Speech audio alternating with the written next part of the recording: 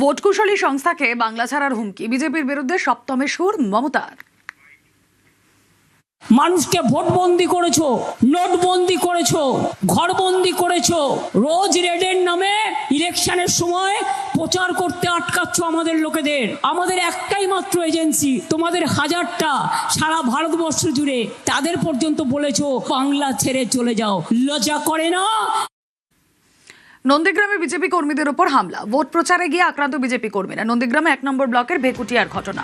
কথা বলবো, সুজিত ভৌমিক রয়েছেন সঙ্গে। সুজিত, দেখো, গন্ডগোল ভোট প্রচারকে কেন্দ্র করে এবং সেই ভোট প্রচার চলাকালীন বিজেপির কর্মী সমর্থকদের উপর চড়াও বা হামলা চালানোর অভিযোগ তৃণমূল আশ্রিত দুষ্কৃতীদের বিরুদ্ধে, যদিও অভিযোগ অস্বীকার করেছে তৃণমূল, কিন্তু ঘটনাকে কেন্দ্র করে রীতিমতো ধুন্ধুমার কাণ্ড বেঁধে যায় এবং পরে পুলিশ ও বলা যায় কেন্দ্রীয় বাহিনী স্পটে যায় এবং এখনো পর্যন্ত একজনকে গ্রেফতারও করেছে রুমেলা। কিন্তু গন্ডগোলের ফলে 3 জন রক্তাক্ত আহত হয়েছে এবং মোটর বাইক সহ বিজেপি কর্মীদের সাইকেল সবকিছু ভেঙে একেবারে পুকুরেও ফেলে দেওয়া হয়েছে।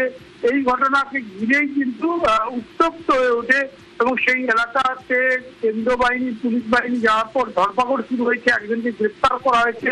তৃণমূলের বিরুদ্ধে অভিযোগ যখন করছে রুমেলা বিজেপি, তখন তৃণমূল কিন্তু অভিযোগ অস্বীকার করছে। কালকেই ভোট প্রচার শেষ হবে, তার শেষ বেলার প্রচার চলছে, তখনই নন্দীগ্রামে এ ধরনের ঘটনায় রীতিমতো উত্তপ্ত হয়ে ওঠে এলাকা এবং এই ঘটনাকে কেন্দ্র করে রীতিমতো রাজনৈতিক চর্চাও শুরু হয়েছে রুমেলা। এখন পরিস্থিতি অনেকটাই নিয়ন্ত্রণে। ওকে। তৃণমূল কংগ্রেসের কর্মীরা ভোট প্রচারে গেছিল, আমাদের কর্মীদেরকে প্রচন্ড ভাবে মারধর করে পা ভেঙে দিয়ে তাদেরকে ঘরের ভিতরে রেখে দিয়ে বেরোতে দিচ্ছেন। ওরা অ্যাডভান্স থানায় চলে এসছে, ব্লেড দিয়ে চিরিয়ে ফিরিয়ে নিয়েছে, আমাদেরকে মেরেছে, আহত করেছে, কেস দিয়ে কিছু মানুষকে দমানোর জন্য।